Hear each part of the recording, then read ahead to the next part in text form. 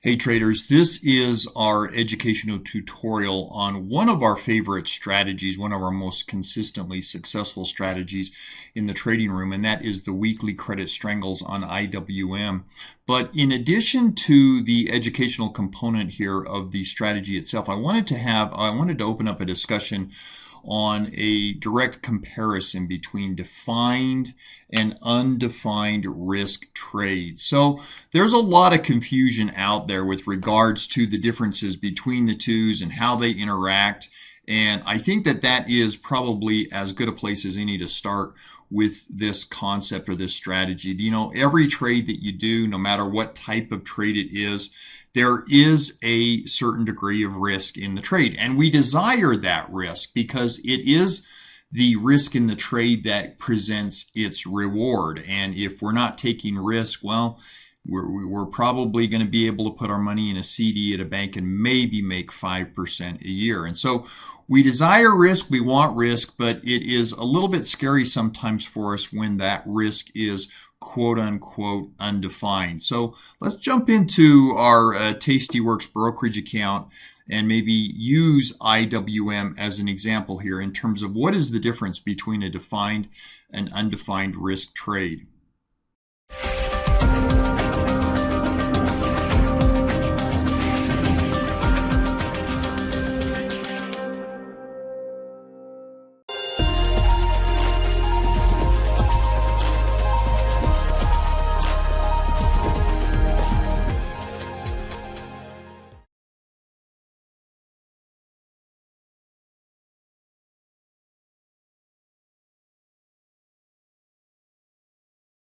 Okay, let's give this a go here. We're in the brokerage account. I've got IWM loaded up. And let's just say, let's go to our trade tab. And let's say that we wanted, let me clear that out for just a second. Let's say that we wanted to purchase one share of IWM. Well, you can see that it's basically at $165 a share right now. If we purchased one share there, that risk graph should probably make sense to you. If the underlying, if IWM goes up, we make money. If it goes down, we lose money. But some of the statistics here on the trade, I think, are somewhat interesting. First of all, you'll notice that the probability of profit or the probability of success with this trade is only 50%. And I think a lot of people are shocked by that. But of course, that actually makes sense that, you know, when you purchase something, no matter what it is, IWM or what have you, there's only two things it can do. It can go up and it can go down, right? So statistically, you have about a 50-50 shot at being right. Doesn't matter how much research you put in, doesn't matter how good you think the trade is. Purchasing or going long anything only gives you a 50% statistical probability of being right. But some of the other statistics here, you know, the buying power is $82. Now, you know, I guess that makes sense because we could put it on margin, and so we would only have to come up with half of that 165. So that's our buying power. We'd have to put up $82 to do the trade. But here's what's interesting. These are the statistics right here that are interesting. Number one, max profit. What is that number there, that little 8 that's turned sideways? Well, that's infinite, right? Max profit on this trade is mathematically calculated at infinite. Now, that is mathematically correct because technically, how high can IWM go? Well, it can technically go to unlimited amounts. And in addition to that, obviously, the max loss says 165. Well, what does that imply? Well, that implies that IWM, this $165 share that we purchase, it goes to zero. So again, both of these are mathematically correct. The maximum loss in this trade would be $165. The maximum profit is technically unlimited. However, I would state that probably both of these numbers are wrong. Mathematically, they're correct. In reality, neither one of these will never, ever happen. And here's what I mean by that. Is IWM, is anything, is a meme stock, is anything that you can think of ever going to go up unlimited amounts? Well, it hasn't happened in the history of the world. I don't know why it would start happening now. Can it happen mathematically? Of course, it is a possibility, but it is not a probability. So I don't think that that's accurate, that you have unlimited profits on the upside. And likewise, this maximum loss of $165, what trader is going to sit in IWM here at a purchase price of $165 and just systematically watch it go all the way to zero? That wouldn't really be an issue with the trade, the strategy, or even the market. It would be an issue with the trader himself. So again, my point is that these numbers, they may be mathematically correct, but they are not factually correct in the real world. Okay. Now, conversely, we could short the stock. We could short IWM. It's the exact same numbers, just reversed, isn't it? Now we're going to make money if IWM goes down, and we're going to lose money if IWM goes up. It is statistically, again, a 50-50 shot at making money with that. Only our max profit now is only $165 because, of course, the way we make money in a short position is that it goes down in value. It's worth $165 right now, so the maximum it can go down is $165. So max profit on the trade is $165. And this is what scares people with shorting things. Max loss, infinite. Infinite, because how high can IWM go? Well, it can go technically to unlimited levels, and you could have an unlimited loss. Now, that's, again, mathematically correct, but the reality is that nothing is going to do that. Now, why is this important? Well, people get scared of this undefined either profit or either we have an undefined loss here, a infinite potential loss, or we have if we look at it as a purchase here instead, we have a undefined profit potential. And so traders don't like that, and they work to try to have a defined risk trade. They also don't like the fact that this trade, whether you're shorting or buying, only has a 50% probability of success. So one of the things that we could do, let's go into our table and let's go out here 5 days into the future. I'm recording this now on September the 30th, and so this would be 5 days out into the future. October 5th expiration, 5 days to expiration. And for just simple example purposes, let's go out to these dotted lines here. That is one standard deviation. You can see here on the put side that equates pretty closely to an 18 delta. Sort of the same situation here on the call side. If we go out over here, you can see that it somewhat equates to an 18 delta trade. Again, that blue dotted line is a one standard deviation level. So we could come in here and let's just say that we go just inside of that line right there, and I sell that call. Let's see, let's get rid of the long share there. I sell that call, and let's come in here and let's say that I sell that put. Now, the way that this is going to set up in a risk graph looks something like this. And so there's a lot of things that are appealing now about this trade. Number one is that your probability of profit has dramatically increased to 74%. So obviously it's going to be a little more enticing to trade something that works 74% of the time rather than something that works 50% of the time. But there are still some challenges with this setup, and this setup is called a credit strangle. Basically selling a naked call and selling a naked put. Well, the challenges, as you can see, are right in here. Max profit on this trade is $127. Now you can see the buying power. There's a couple of numbers here that you should write down or take note of. Number one, the probability of profit on this trade, 74%. Okay, remember that number, 74% probability of success here. Number two, this trade is going to require that we put up about $2,700. And then number three, the maximum profit on this is $127. So if we just do some quick math on that real quickly here, let's pull up a calculator. $127 of profit potential here. Move this over here for a second. $127 divided by 2707 of capital, you can see that that gives us about a 4.7% return. So again, just remember the numbers here of the trade as we're looking at it. About $2,700 into the trade, 127% profit. That's a 4.7% return at 74% probability. That's fine. That's I think an improved trade, because now of course we can make money on IWM if it goes up in price. We can make money if it stays the same, and we can make money if it goes down. That is essentially why the probability of success has increased. We can literally make money on this trade regardless of what direction IWM goes. However, if it goes down too much, or if it goes up too much, you can see that the max loss in this trade is once again infinite. There is no there is no limit to the loss that we can. It is undefined, right? This is where the name undefined risk comes from.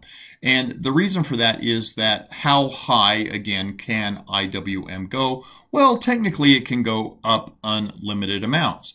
However, again, I would state that while this math here is statistically accurate, mathematically accurate, in the real world, that's never going to happen. Nothing goes up unlimited amounts. But people are scared of that. People are scared of the fact that they can't define that risk in that trade. So they will come in here and they will alter the trade a little bit. They'll say, hey, let's turn this into a credit spread instead of a credit strangle, something that is defined risk rather than undefined risk. And so let's grab maybe a 2-point spread here. And then let's take a look at that in the risk graph. And now there you go. See, that is now a defined risk trade. So you can see a couple of things that are interesting about it. First of all, obviously the biggest thing here is that it doesn't really matter how low IWM goes. It really could go all the way to zero. You have a defined risk on the downside. Likewise, on the upside, IWM could go as high as you want it to go. You're never, ever going to lose more than the max loss. Now, that's the max loss right there, $142. But there are another couple of components here when we go from a undefined credit strangle trade to a defined spread trade that are pretty interesting. Number one, look at what happened to our buying power. We went from $2,700 of buying power to down to just 142. So the first thing to note with a spread versus a just naked position, there is inherently a lot more leverage in that trade. If you take a look at this one, for example, you can clearly see here that leverage. We have a max profit potential in the trade of $58. $58 divided by 142 of capital committed to the trade. Well, that's a 41% return. That's almost 10 times as much as we would get in the credit strangle. You may think that that's good. I'm going to point out my reasoning in just a minute that I don't think that's good. I think it's actually bad. But the biggest thing that I wanted to point out to you here is the probability of profit on this trade. You may think that this is a safer trade because you have defined risk here. But what's happened to your probability of success or your probability of profit in this trade? It's actually gone down. Remember, that was 74%. Now it's dropped to 69%.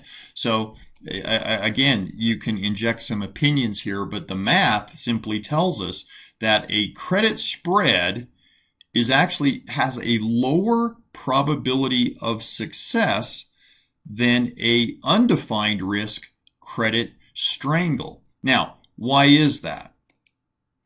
Well, I would submit to you that there are a lot of reasons that the credit strangles are a better trade than a defined risk credit spread. Number one, you're going to get better fills.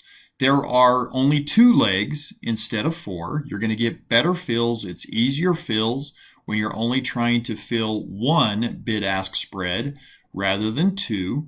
Number two, you generally are going to have tighter spreads. Once again, you're not fighting two different bid-ask spreads on the call side and the put side. You're just fighting one spread that you need to get a fill on. Number three, because of that, you're generally going to experience much better commissions, those fees, those commissions. And I'm going to talk about really how important those commissions are ultimately over a long period of time in determining what your actual net rate of return on a trade is. But commissions are important. You'll have lower commissions on an undefined risk trade than you will on a defined risk. Here's the big one. The undefined risk trades are generally easier to adjust should you find yourself in trouble on that trade. Spread trades are much harder to adjust on. I'm going to show you a side-by-side comparison here that sort of points that out. Obviously, we just talked about this fact. It is interesting that the undefined risk trade actually has a better probability of profit, actually has a better chance of succeeding for you. And last but not least, this may sound like a negative, but it actually is a positive. In a credit strangle or a naked undefined risk trade, you actually have less leverage than a spread, not more. So I do think it's always interesting when people say, well, I don't want to do an undefined risk trade because the risk is too great. They are equating the fact that the risk is undefined with the fact that they think that means risk must be greater. And in fact, you are actually increasing your risk in a spread trade because you have more leverage. You're taking on much more leverage to get that result. Now, how does that play out? Well, let me kind of show you what we have found over time, okay? This is the trade that we are talking about here. It is a weekly credit strangle that we perform on the ETF that tracks the Russell 2000. It's the IWM. So we do this every single week of the year. We've done this every single week. We've never skipped a week. It is 1 week in maturity, so we call it a 4DTE. It's a 4-day to expiration trade. We put them on a Monday and they expire on a Friday. Now, the goal of our IWM trade is just simply 1% a week. So it is interesting, this dichotomy of just really how important consistency in your trading results is. We talked about this today, in fact, in our live trading room. I do believe we have over 22 different strategies that we deploy in our trading room. And I'm pretty darn sure that our weekly credit strangle on IWM, which is targeting 1% a week income or 1% a week profit, I'm pretty sure it is the lowest potential profit trade that we do. There's nothing that we do that could potentially make less. And nevertheless, it has been amazingly profitable and incredibly consistent. And it is that consistency, of course, that comes through. That's all well and good, to put on a 0DTE strategy or something that can make you 10 or 20% in a day. But if you are losing 40 or 50% on the losers, and now you got to go 5, 6, 7 winners deep to get back just to break even, it's going to be a long road to hoe, which is why, again, consistency is so important. Now, because this is an undefined risk trade, because it is a credit strangle, the buying power that goes into this trade does vary from week to week. It depends on IV, and it does depend on the strike prices that we pick. It is risk-based, but it averages on a weekly basis. It averages around $3,000. That's what one single credit strangle averages in terms of buying power, is about $3,000. And our average targeted income per week on this trade is just $32 a week, or again, roughly 1% a week. Now, how does that pan out over time? Well, this is our actual results from January 1st of this year, 2022, through the end of September. you can see that we have brought in just a little over $1,000, $1,044 of net profit on this trade. We've got fees and commissions on top of that. And you're going to see here in just a second how absolutely critical that is. I said just a moment ago that it does matter what your fees and commissions are. They do add up over time. Just be aware that these fees and commissions would be more than double. Not double, more than double. Slightly more than double if in fact we were using credit spreads instead of credit strangles. But you can see that, again, we grossed about $1,044 after our fees and commissions. We've netted so far this year on this trade $937. Whoops. We've netted $937 net on the trade. That's from January 1st through the end of September on approximately $3,000 of capital committed to the trade. And that equates to about a 42% annualized rate of return. Now, again, I talked about how important those commissions are. We're targeting 50% a year on this trade. I do still believe that there is a very good chance. We're here at the end of September, so we've got 3 more months. We've got October, November, December. I do think that there's a good chance that we will come in right at or around 50% a year rate of return on this trade. A couple of things have happened this year where we had about 4 weeks where we were able to escape this trade at a profit, but it was a minuscule profit. It was a very, very small profit. So again, I think that that has historically been proven to be a very, very rare occasion. And I do believe that we'll get very close to that 50% a year. Now, why is that important? Well, we affectionately call this trade the Millionaire Maker. And the reason that we do that is based on some assumptions in a compound interest calculator. Now, please understand, I always throw out the disclaimer and the warning when we look at assumptions to make sure that you understand that these are wrong. They will be wrong. They never will be right. Okay? That's just the way assumptions are. To extrapolate out what your account value is going to be 9 years into the future, guys, that's just an exercise in fantasy, really, because we never know exactly what we're going to make, especially over a 9-year period of time. But we have to use something to give us an illustration or an estimate. And really, one of the things that this does do is it shows us potential. It doesn't show us guarantees. It shows us potential. Now, what is this compound interest calculator showing us here? Well, it shows that we're starting with a principal amount of $12,000. So one contract would be about $3,000. So this is implying that we would be using 4 contracts a week in this strategy. $12,000 of principal over a 9-year period of time, and we are compounding it at 50% a year, and each week we compound that, taking a couple weeks off there. You can see that over 9 years that grows to over $1 million. Now again, that's not a guarantee, of course, and it's not going to be accurate. You're going to have more or less than that.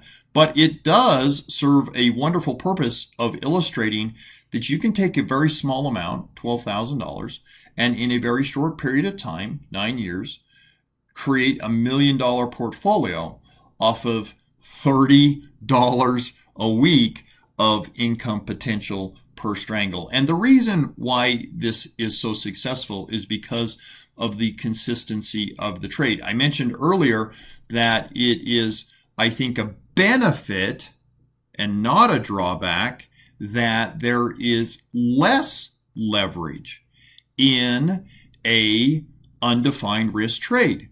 I think that leverage is wonderful. It creates opportunity. It creates profit potential. Also creates risk. And so the less leverage you can have, generally the more consistent your trades will be. Well, here's our results on our IWM credit strangle starting at the first of this year, the start of January 2022. We've had 37 total trading opportunities so far this year that we have been involved in. we've done 41 total trades. So there have been a few weeks here and there.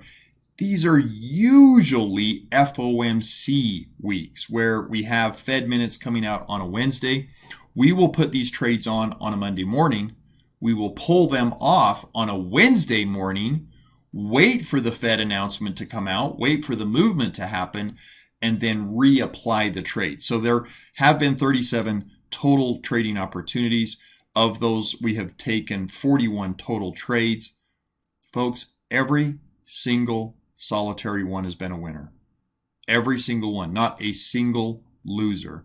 And so again, it really does speak to the power of consistency.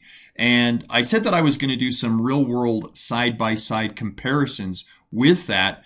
Let's take a look, for example, at what it has looked like relative to our other trades that are similar in nature. So this chart right here will give you sort of a direct side-by-side comparison. Now, the results on our 4 data expiration SPY and Q trades. These are trades that, again, we also put on a Monday and we take off on a Friday. They're very similar setups on very similar indices here. These are obviously, the Qs are the NASDAQ, the SPY is the S&P 500 versus the IWM, which would be the Russell.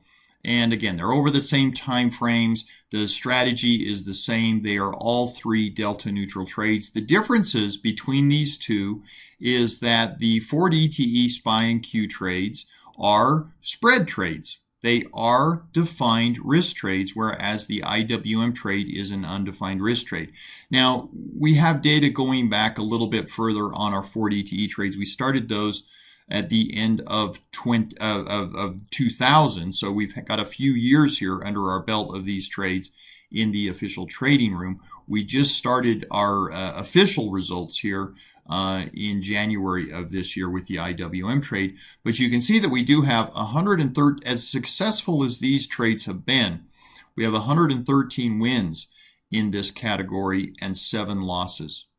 And I will tell you from experience, these trades right here, when they do get into trouble, are much, much more difficult to adjust. We set aside 3 times our capital, our initial capital, with the 4 DTE trades in case we need to adjust it. So I actually commit $4,000 a week to each one of these, and I only start with about 1,200 so that I have the ability to adjust these trades if they do get into trouble. They are expensive trades to adjust. Whereas with the IWM credit strangle, the undefined risk trade, it's very rare, if we do need to adjust this trade, that we even need to add any buying power whatsoever. So it is just a much more flexible trade. But anyway, that's an overview of how we set up our IWM credit strangle trades. It's also a little bit of insight into why I think undefined risk trades are actually, or can be at least, let's put it that way, they can be actually safer, give you better consistency with your results, and be more profitable than defined risk trades, which are spread trades that most of us are used to. So that's an overview of our weekly credit strangle trade. It has been obviously our most successful trade. It's hard to get better than no losers. And it is right on track, again, for very, very close to a 50% a year annualized rate of return. So if you are not a member of our trading room and you would love to take a look or a peek inside at what we do, we'd love to have you come spend a week with us, go through our training program, spend 40 minutes to a half hour to 40 minutes with me on a one-on-one Zoom session, go through your trading background, go through our trading strategies, our channels, and how we set up our trading week each week. You can do it for absolutely free for 1 week. If you like it, at that point, you can sign up for your first month's. And if you get to the end of your first month's subscription, you don't think it was the most amazing trading room you've ever been a part of, I'll give you double your money back. Okay, so I'll drop a link in the description box below if that's something that you're interested in. Hope you guys are doing well with your trades. touch base with me, give me a comment, let me know how you're doing, and we will talk to you guys soon. Take care.